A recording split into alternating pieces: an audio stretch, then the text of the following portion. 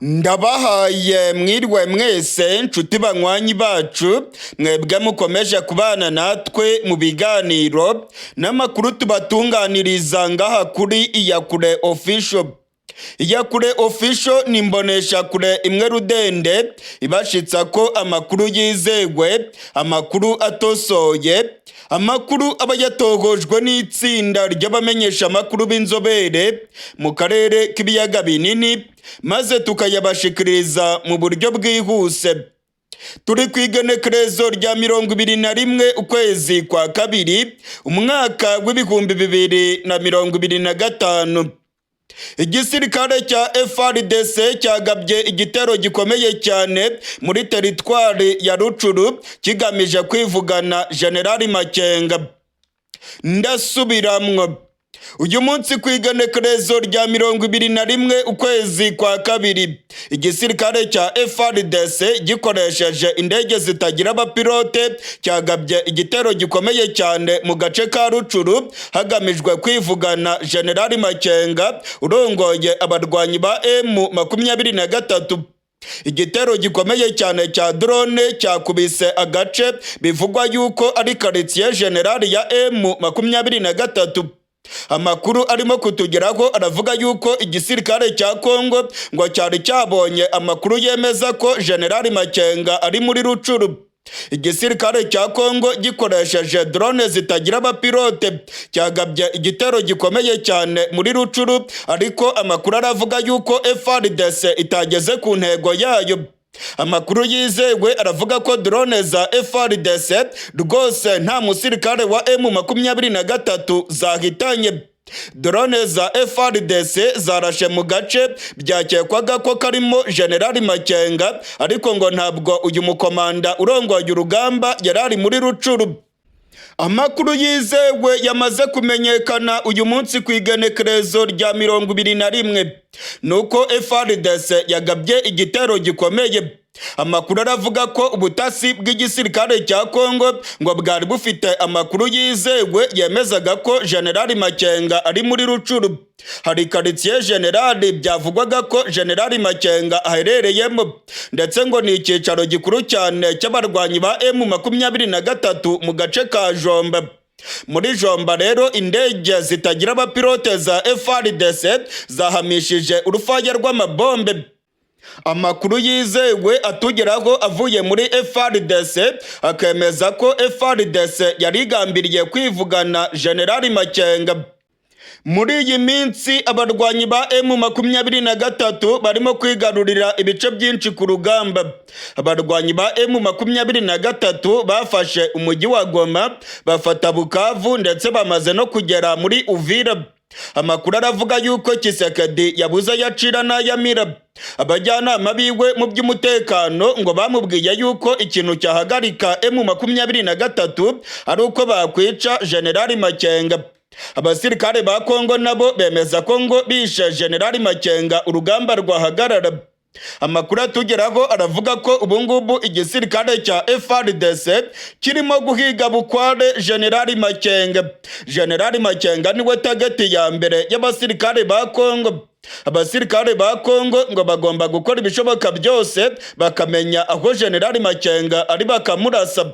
Niyo mpamvu uyu munsi ku igenekerezo rya 21 igisirikare cya Kongo cyahagurukije drone z'ubwiyahuzi. Drone maze zikarasa mu gace ka Jomba, aho byavugwaga ko ari muri headquarter z'abarwanyi ba M23, ndetse ko hari ibirindiro bikomeye bya General Makenga mu gace ka Jomba. Amakuru atugeraho aravuga ko izi drone zaharashe, ndetse ko amakuru yarafitwe na FARDC yavugaga ko General Makenga ariho hantu akunda kuba yihishe, mu gihe ibitero bya drone za FARDC birimo kwibasira benshi mu barwanyi ba M23, mu gihe mu minsi ibiri ishize drone za FARDC zishe Colonel Makanika watwirwaneho. Hari amakuru avuga ko General Makenga nawe yamaze kubimenya ko drone za FARDC zirimo kumuhiga bukware. Nyuma y'urupfu rwa Colonel Makanika ubungubu ngo General Makenga ni gutahiwe. Generali Makenga barimo kumuhiga bukware, ndetse ngo urupfu rwiwe rushobora guhindura byinshi ku rubuga rw'imirwano. Tshisekedi niwe muntu arwaye. Tshisekedi aravuga ko ngo yishe Makenga urugamba rwahagarara, ndetse ko byamufasha gutsinda iyi ntambara mu buseruko bwa Kongo. Muri iyi minsi M23 irimo kwigarurira ibice byinshi. Abajyanama ba Tshisekedi mu by'umutekano ngo bamubwiye ko agomba gushyira imbaraga mu nzego z'ubutasi, maze ngo bagahiga bukware Generali Makenga. Generali Makenga urongoye abarwanyi ba M23 ngo niwo mutwe wa zino nyeshyamba, niwe mastermind, ngo niwe utegura ibikorwa byose, kandi ni nawe ufite mapu y'ibikorwa byose bigomba gukorerwa mu buseruko bwa Kongo. Kuba rero ngo bamwivugana byaba bivuze yuko M23 bayiciye umutwe. Amakuru aravuga yuko drone z'ubwiyahuzi za FARDC zirimo kuzenguruka ikirere cyose, ndetse ko ahantu hose barimo kumva ko Generali Makenga yabaherereye bagiye kuhagaba ibitero bigamije kumuhiga bukware.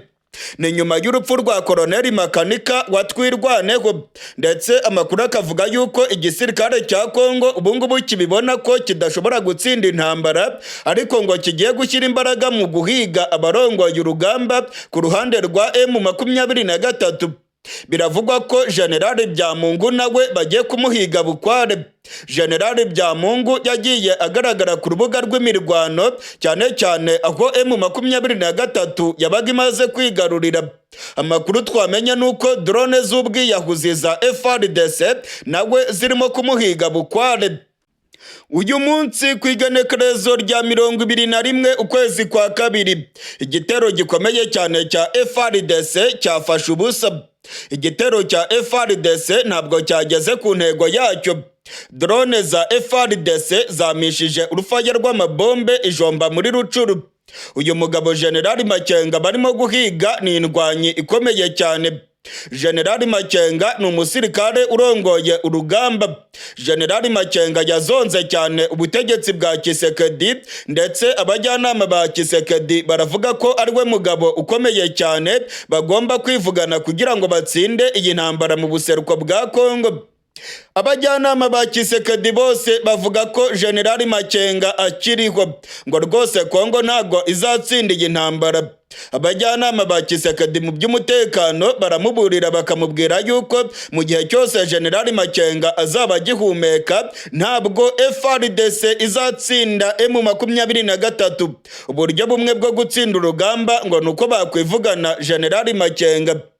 Generali Makenga ni umugabo w'intwari cyane mu buseruko bwa Kongo. Generali Makenga yavudukanye FARDC mu buryo bukomeye. Uyu mugabo wavukiye muri teritwari ya Rucuru akomeje kuzonga ubutegetsi bwa Kongo, ndetse akomeje gukinagiza FARDC ku rubuga rw'imirwano. Generali Makenga barimo kumuhiga bukware. Generali Makenga ubutegetsi bwa Kongo burabibona neza ko ari we mugabo urimo kubahagiza ku rubuga rw'imirwano, mu gihe rero ngo baba bamwivuganye nta kabuza M23 yacika intege. Mu gihe rero FARDC irimo guhiga bukware Generali Makenga, ndabamenyesha ko urugamba rukomeye cyane muri Rubero. Muri Rubero harimo kubera imirwano ikomeye cyane. Muri Rubero igisirikare cya Kongo cyagabye ibitero by'indege. Muri Rubero abarwanyi ba M23 nabo bigambye ko bahanuye drone y'igisirikare cya FARDC. Imirwano irimo gusatira Rubero centre. Abasirikare ba Kongo barahunze, ndetse abanyagihugu baravuga yuko bakorewe ibikorwa by'ubusahuzi ndetse n'ubugizi bwa nabi byakozwe n'abazarendo na FARDC. Birimo kwibonekeza rero ko M23 igiye kwigarurira icyicaro gikuru cya teritwari ya Rubero. Abasirikare ba SADC bafashwe na M23 mu mujyi wa Goma barimo gutakambira ibihugu byabo ngo bibafashe bave muri Kongo. Abasirikare ba SADC bafashwe na M23 mu mujyi wa Goma baravuga ko babayeho nabi cyane. ibimenyesha amakuru byo muri Afurika y'Epfo biravuga ko abasirikare ba Afurika y'Epfo bari mu mujyi wa Goma babayeho nabi cyane mu buryo bukomeye, ngo barya rimwe ku munsi kandi ntabwo barimo kuronka amazi ahagije aho bafungiwe. Hari abasirikare bafungiwe hafi y'ikibuga cy'indege cya Goma, ndetse hari n'abandi basirikare bafungiwe mu kigo cya gisirikare cya Mubambiro. Aba basirikare ba SADC bacungerewe umutekano n'abarwanyi ba M23, ntabwo bashobora kwinyagambura ndetse nta nubwo bashobora gutembera. Ibikorwa byose babikora ari uko babanje guhabwa uburenganzira n'abarwanyi ba M23. Ibimenyesha amakuru byo muri Afurika y'Epfo byavuze yuko bano basirikare ba SADC bari mu mujyi wa Goma bari hagati y'urupfu n'umupfumu, ngo barimo kurya rimwe ku munsi, ngo barananutse mu buryo bukomeye ndetse inzara irenda kubica. Ibimenyesha amakuru byo muri Afurika y'Epfo birasaba ubutegetsi bwa Cyril Ramaphosa kwemera bano basirikare bakanyura mu gihugu cy'u Rwanda, maze ngo bakurira indege bagasubira mu gihugu cyabo cya Afurika y'Epfo. Gusa ubutegetsi bwa Afurika y'Epfo bwavuze ko aba basirikare badashobora guca mu Rwanda. Afurika y'Epfo ngo ibona yuko yabisuzuguritse mu buryo bukomeye. Afurika y'Epfo yasabye ko M23 yafungura ikibuga cy'indege maze bano basirikare bagakoresha ikibuga cy'indege cya Goma. Abarwanyi ba M23 nabo ntabwo babikozwa, bavuga ko iki kibuga cy'indege kidashobora gufungurwa kubera ko hari ibitwaro bitigeze bituritswa biri ku kibuga cy'indege. Amakuru arimo gutangazwa n'ibimenyesha amakuru byo muri Afurika y'Epfo aravuga ko abasirikare ba Afurika y'Epfo bari mu mujyi wa Goma rwose ngo bamerewe nabi cyane. Ibimenyesha amakuru birimo gushyira igitutu kuri Perezida Cyril Ramaphosa ngo abe yakwemera ko abasirikare ba SADC banyura mu gihugu cy'u Rwanda bagataha mu gihugu cyabo cya Afurika y'Epfo. Inzira yonyine abasirikare ba Afurika y'Epfo bafite ni ukuva muri Goma bakanyura ku mupaka w'u Rwanda na Congo, maze bakerekeza ku kibuga cy'indege cya Kigali, cyangwa se bagakomeza inzira y'ubutaka berekeza muri Uganda, aho bashobora gufata indege ibajyana iwabo muri Afurika y'Epfo.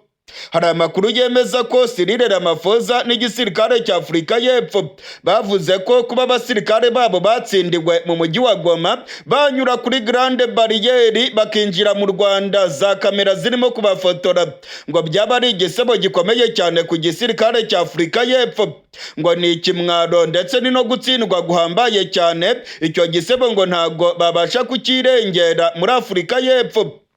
Kugeza ubu rero M23 ndetse n'abaturage ba Goma nabo baravuga yuko abasirikare ba SADC bari mu mujyi wa Goma bagomba kuva muri uyu mujyi vuba na bwangu. Hashize iminsi hari imyigaragambyo isaba yuko abasirikare ba SADC batumuka bakava mu mujyi wa Goma vuba na bwangu. Abaturage bavuze ko SADC ntacyo yaje kumara muri Kongo, ko igomba kuzinga utwangushye igasubira iwabo. Gusa ikibazo noneho gisigaye ni kimwe cyonyine, inzira yo gucamo kugira ngo bave mu mujyi wa Goma. Ikibuga cy'indege cya Goma kirafunze. M23 yavuze yuko idashobora kugifungura kuko piste yarangiritse, ndetse ngo hari n'ibitwaro bishobora guturikira ku kibuga cy'indege bitigeze bituritswa. M23 rero ikavuga ko kubera izo mpamvu ikibuga cy'indege kidashobora gufungurwa. Ubwo inzira yonyine isigaye ni ugukoresha umupaka wa Lac-Roniche, umupaka w'u Rwanda na Congo, maze bakinjira mu Rwanda bagakomeza berekeza mu Cyanika bakanyura muri Uganda, cyangwa se bagakomeza inzira ya Kigali bakanyura ku kibuga cy'indege cya Kigali.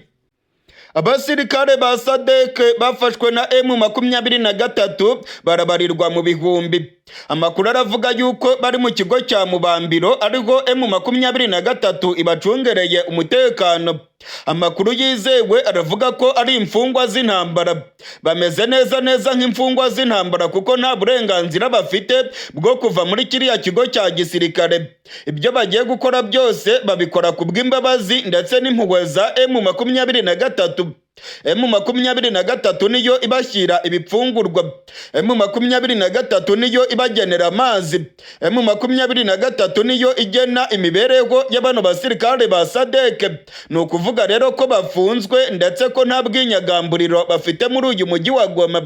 Ibingibi byatumye abadepite bo muri Afurika y'Epfo bongera gutera hejuru basaba yuko generali wabo arongoye igisirikare cya Afurika y'Epfo, umugaba mukuru w'igisirikare ndetse na perezida Cyril Ramaphosa bakora ibishoboka byose bagacungura abana ba Afurika y'Epfo barimo kwicirwa n'inzara mu mujyi wa Goma. Amakuru yatangajwe n'ibimenyesha makuru byo muri Afurika y'Epfo aravuga ko barya rimwe ku munsi. Gusa abarwanyi ba M23 bo bavuze yuko barimo gukora ibishoboka byose ndetse ko abasirikare ba SADC bafunzwe bafashwe neza mu mujyi wa Goma aho bafungiwe mu kigo cya Mubambiro. Ni imfungwa barimo gukora ibintu byose uko M23 ibibategetse. Ibingibi rero bisiguye ko hari ibyo badafiteho uburenganzira. Mu yandi makuru akomeye cyane arimo kuvugwa muri Kongo, igisirikare cya FARDC uyu munsi ku igenekerezo rya 21 cyongeye kugaba ibitero bikomeye cyane mu gace ka Minembwe. Imirwano irakomeye cyane hagati y'igisirikare cya Kongo ndetse n'abarwanyi batwirwaneho. Uyu munsi ku igenekerezo rya 21 indege z'intambara za FARDC zongeye kurasa ku baturage mu gace ka Minembwe.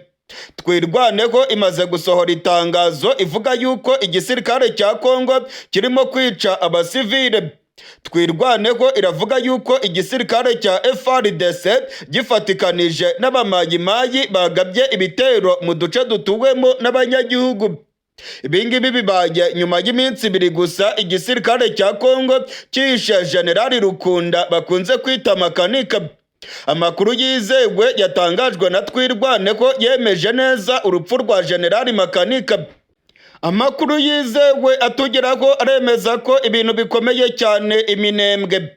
Mu gace ka Minembwe abaturage barimo kwicwa ku manywa y'hangu. Abaturage bariko barirukanka bahungana karago ku mutwe. Igisirikare cya Kongo n'abamayimayi barimo kwica abanyamurenge. Abanyamurenge barimo gukorerwa ubwicanyi bubi cyane. Abanyamurenge barimo gutabaza ndetse bakavuga yuko ubutegetsi bwakabaye bubarengera aribwo burimo kubica. Abanyamurenge baravuga yuko ibitero bya FARDC birimo kwibasira abasaza, abakecuru, abana batoya ndetse n'abandi basivile benshi. Imihana yabo iriko iraturirwa. Abamayimayi na FARDC barimo gushimuta inka z'abanyamurenge, bariko barakubagura abigeme imurenge. Ni ibyago bikomeye cyane birimo kugwira abanyamurenge ndetse Twirwaneho iravuga yuko irimo gukora ibishoboka byose ngo irebe ko yahangana na bino bitero bya FARDC birimo kwica abasivile. Abarwanyi ba M23 bamaze kurasa indege y'igisirikare cya FARDC muri teritwari ya Rubero. Ndasubiramwo. Abarwanyi ba M23 bamaze kurasa drone y'igisirikare cya FARDC muri teritwari ya Rubero. Kuva mu gatondo k'igenekerezo rya 21 urugamba rwongeye kwambikana muri teritwari ya Rubero. Imirwano irimo kubica bigacika.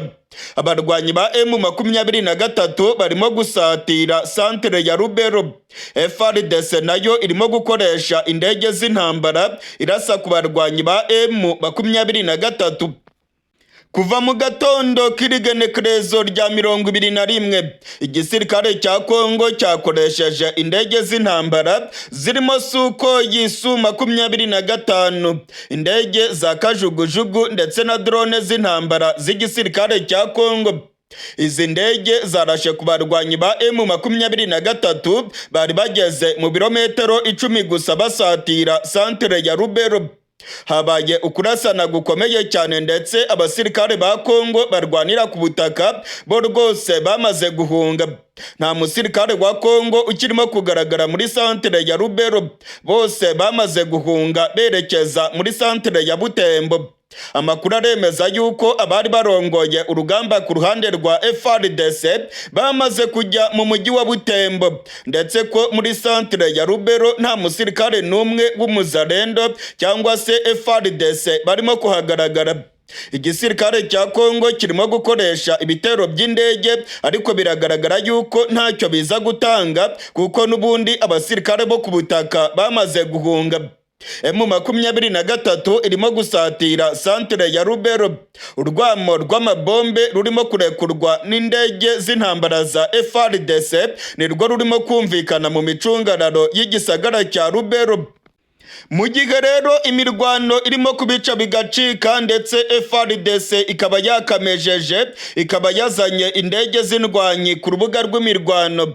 Inkuru imaze kumenyekana kandi irimo kwemezwa n'amasoko yacu muri Rubero iremeza neza ko abarwanyi ba M23 ku isaha y'isa 5:45 barashe indege y'igisirikare cya FARDC. Ni indege yo mu bwoko bwa drone. Amakuru aremeza ko drone nyinshi cyane z'igisirikare cya FARDC zirimo kumisha urufaya rw'amabombe ku barwanyi ba M23 ndetse iyi ntambara ikaba noneho yahinduye isura. FARDC irimo gukoresha indege nyinshi muri iyi mirwano.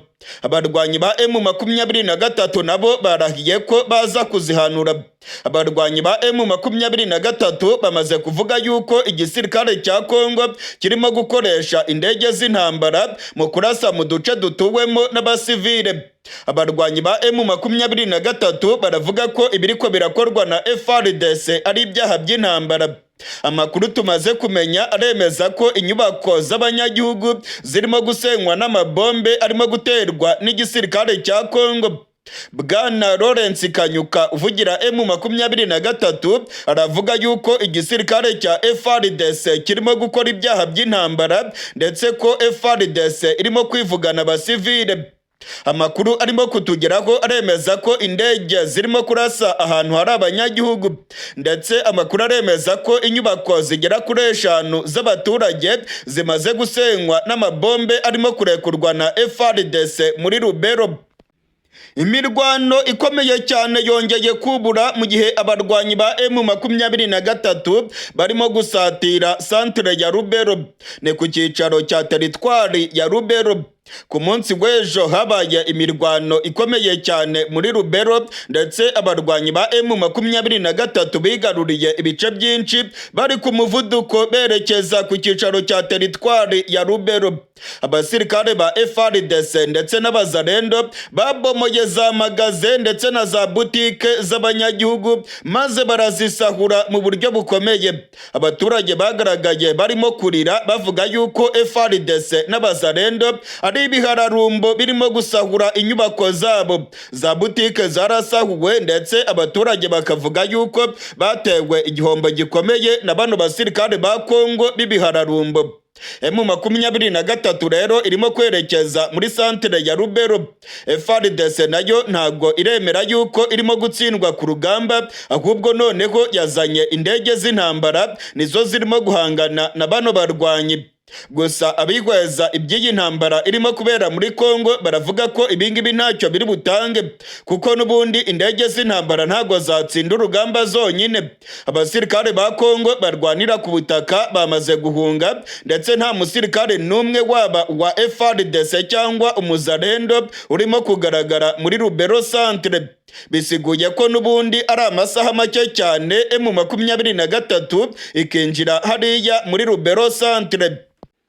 Mu gihe rero M23 iri ku muvuduko yigarurira ibice byinshi, Tshisekedi wewe yabuze ayacira n'ayamira. Amakuru yizewe atugeraho aremeza ko Perezida Tshisekedi ibintu birimo kumukomerana cyane i Kinshasa. Tshisekedi ubungubu nta nubwo acyemerewe rwose kugenzura ibiriko birabera byose muri Kongo. Amakuru aravuga yuko abasirikare bakomeye bamaze kubwira Tshisekedi ko atagishoboye kurongora igihugu. Hari amakuru avuga yuko abasirikare bamaze kugumuka ndetse bakavuga ko inyifato ya Tshisekedi idashobora gutuma abasirikare batsinda urugamba. Abasirikare bakomeye muri Kongo barimo General Christian Chiwewe, General Chiko Chitambwe ndetse n'abandi barimo gushinja Tshisekedi ko ari umugambanyi arimo gukorana na M23. Tshisekedi ngo yanze ibiganiro na zino nyeshyamba ndetse ngo Tshisekedi biragaragara yuko ashyigikiye ko M23 ikomeza kwigarurira ibice byinshi maze ngo Kongo ikazacikamo kabiri. Hari abasirikare ndetse n'abategetsi bakomeye i Kinshasa bavuga ko Tshisekedi yaba arimo gukorera abampatsi ibihugu barimo gushaka gucamo Kongo ibice bibiri. Abategetsi bakomeye muri Kongo ndetse n'abasirikare baravuga ko Tshisekedi impamvu yanze ibiganiro na M23 ngo yaba yarabitegetswe n'ibihugu bikomeye birimo Leta Zunze Ubumwe za Amerika bishaka ko M23 ikora balkanization maze Kongo igacikamo kabiri. Hari amakuru rero avuga ko abajenerali batangiye kurakarira Tshisekedi mu buryo bukomeye ndetse bikavugwa yuko ashobora gukorerwa kudeta i Kinshasa. Amakuru aravuga ko Tshisekedi nawe ibintu bimaze kumurenga. Tshisekedi ubungubu ngo nta myanzuro ikomeye ashobora gufata kuri iyi ntambara irimo kubera mu buseruko bwa Kongo. Perezida Tshisekedi yagerageje gukora ibishoboka byose, azana SADC, yazanye abasirikare b'u Burundi ndetse azana abacancuro benshi ngo baze kumurwanira muri Kongo barebe ko bakubita M23, ariko byamutaye kuwa amazi.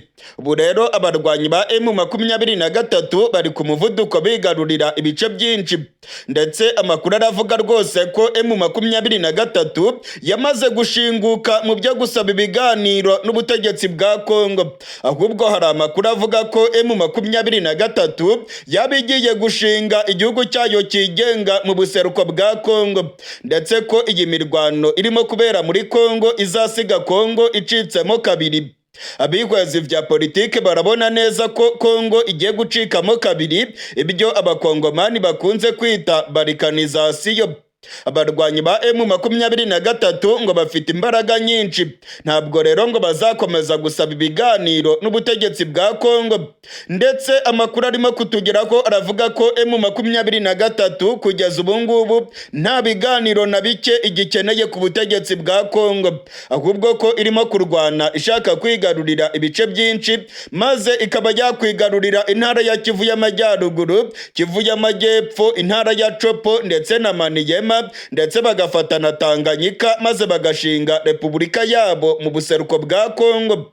Hari amakuru avuga ko ibihugu bya rutura birimo Leta Zunze Ubumwe za Amerika byaba byinyegeje inyuma y'uyu mugambi wo gucamo Kongo ibice bibiri, maze abarwanyi ba M23 bagatangaza repubulika yigenga ya Kivu.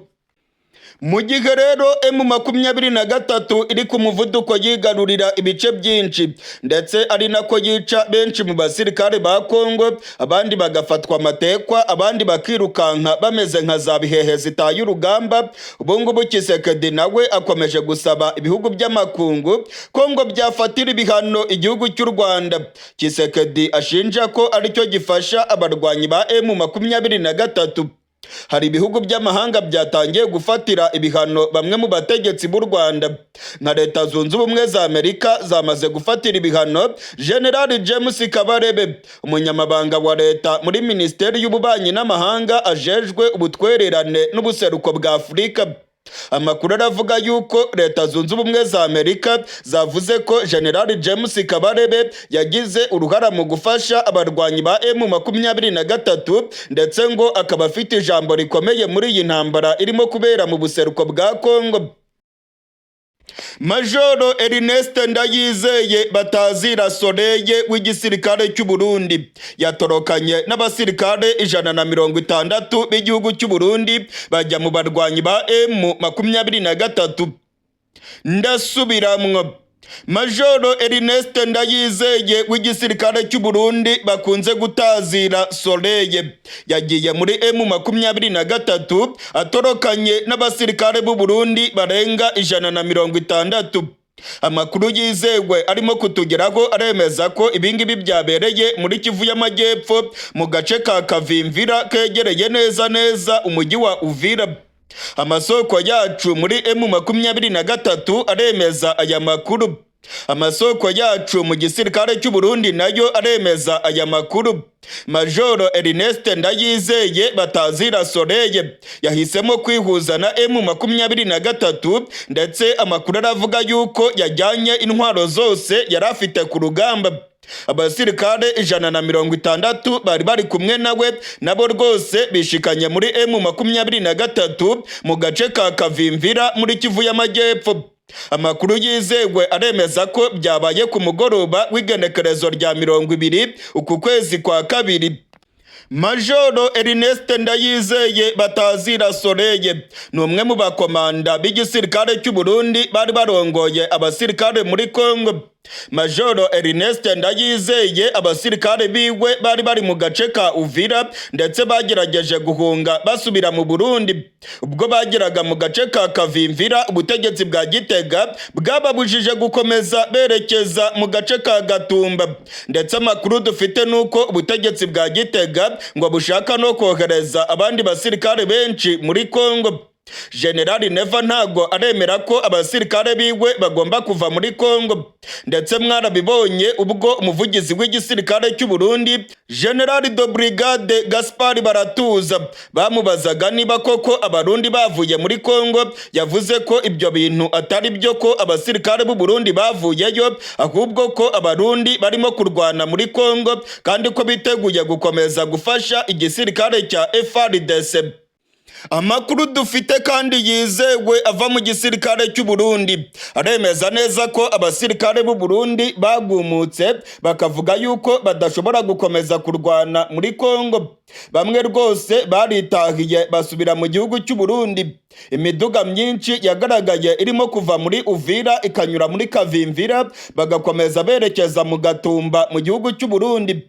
Abasirikare benshi bavuye muri Kongo, ariko amakuru dufite nuko Majoro Ernest Ndayizeye ndetse n'abandi basirikare barenga 500 batigeze bava mu gace ka Uvira. Bagumye muri Uvira, ndetse amakuru aravuga yuko aba basirikare bagiye rwose bavuga yuko batazatererana General Neva. Ubwo benshi bahungaga bava muri Uvira, Majoro Ernest Ndayizeye yagumye muri kariya gace.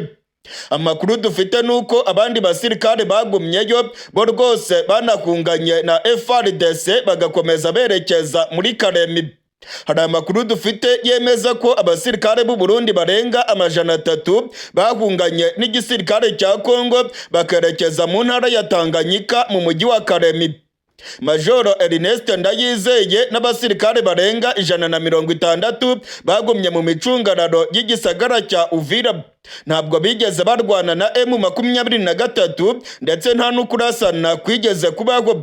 Amakuru yizewe aravuga ko Majoro Ernest Ndayizeye yavuganye n'abarongoye M23 ndetse akabasaba yuko yakwihuza nabo. Ni nako byagenze ku mugoroba w'igenekerezo rya 20 ubwo abarwanyi yararongoye bishikirizaga M23 mu gace ka Kavimvira n'intwaro zabo, bakavuga ko biteguye gukorana na zino nyeshyamba.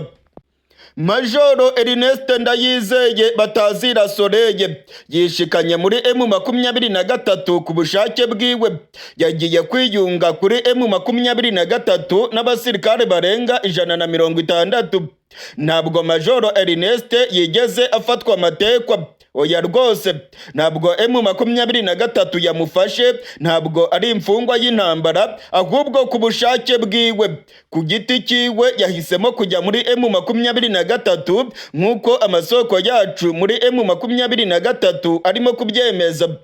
Ibingibi rero ngo ni igihombo gikomeye cyane ku basirikare b'u Burundi, kandi ngo birerekana ko abasirikare b'u Burundi barimo kubibona ko intambara General Neva yabashoyemo ari intambara y'inyungu ziwe ku giti cyiwe n'umuryango wiwe. Abasirikare benshi b'u Burundi muri Kongo barishwe, ndetse abandi benshi bafashwe matekwa. Hari amakuru avuga yuko ubutegetsi bwa Gitega bwagiye bwohereza muri Kongo cyane cyane abasirikare bo mu bwoko bw'abatutsi kugira ngo bajye gupfira muri Kongo. Aya makuru kandi yemezwa n'amasoko yacu mu gisirikare cy'u Burundi. Cyane cyane aya makuru akavuga yuko abakoze mu gisirikare cya kera mu Burundi aribo barungitswe cyane muri Kongo, kuko igisirikare cy'u Burundi ngo kirimo gushaka kubikiza, dore ko ngo babafata nk'abagambanyi. Abakoze muri ex-FAB ngo bafatwa nk'abagambanyi ku butegetsi bwa CNDD FDD, ndetse hakiyongeraho abo mu bwoko bw'abatutsi igisirikare cy'u Burundi cyagiye cyohereza muri Kongo kibizi neza ko bagomba gupfira ku butaka bwa Kongo. Inkuru yamaze kumenyekana rero mu gisirikare cy'u Burundi, ndetse amakuru twamaze kumenya tuyavanye mu masoko yacu yizewe nuko Majoro Ernest Ndayizeye Batazira Soleil yagiye mu barwanyi ba M23 mu gace ka Kavimvira muri Kivu y'Amajyepfo. Amasoko yacu aravuga yuko aka gace ka Kavimvira karimo kugenzurwa n'abarwanyi ba M23, ndetse ko aba barwanyi ba M23 bamaze no gukandagira mu mujyi wa Uvira. Muri Uvira FARDC yarahunze, abarundi nabo bamaze kuva muri kariya gace, benshi basubiye mu gihugu cyabo cy'u Burundi. FARDC yahungiye mu ntara ya Tanganyika mu mujyi wa Karemi. Ibintu rero ntabwo byoroshye ku gisirikare cya Kongo kuko kirimo gukubitwa umusubirizo. FARDC irimo kwirukanka igahunga urugamba, ndetse ubutegetsi bwa Tshisekedi bukomeje gutakambira ibihugu by'amahanga kugira ngo barebe yuko babafasha bagatsinda M23. Tshisekedi yasabye igihugu cya Chad ko cyamuha abasirikare. Tshisekedi yasabye ibihugu by'amakungu ko byamufasha kurwanya M23. Gusa biribonekeza ko nta gihugu cyiteguye kongera gupfusha abasirikare bacyo muri Kongo. Ibihugu byinshi byamaze gutinya kohereza abasirikare muri Kongo kubera ko M23 irimo kubica itabababariye. Mu yandi makuru akomeye cyane arimo kutugeraho avuye mu buseruko bwa Kongo, nuko abarwanyi ba M23 barimo gusatira neza santere ya Rubero. Abarwanyi ba M23 muri kano gatondo k'igenekerezo rya 21 bagiye kwigarurira Rubero centre. Abasirikare ba FARDC ndetse n'abazarendo bamaze guhunga. Amakuru arimo kutugeraho aravuga yuko abaturage barimo gutakamba basaba M23 kubatabara vuba na bwangu, kuko abazarendo na FARDC barabasahuye mu buryo bukomeye. Isantere y'ubucuruzi yarasahuwe mu buryo bukomeye. Abaturage ku munsi w'ejo biriwe barimo kurira bavuga yuko FARDC n'abazarendo barimo kumena za magaze ndetse na za stoke z'abacuruzi muri santere ya Rubero. Abarwanyi ba M23 ku munsi w'ejo bagaragaye mu birometero 10 gusa berekeza muri santere ya Rubero. FARDC n'abazarendo bavanyemo akabo karenge. Amakuru ya nyuma atugeraho akemeza ko bahungiye mu mujyi wa Butembo. Ibintu rero birakomeye cyane ku gisirikare cya Kongo, ndetse birimo kugaragara yuko santere ya Rubero nayo yaba igiye kwigarurirwa n'abarwanyi ba General Makenga.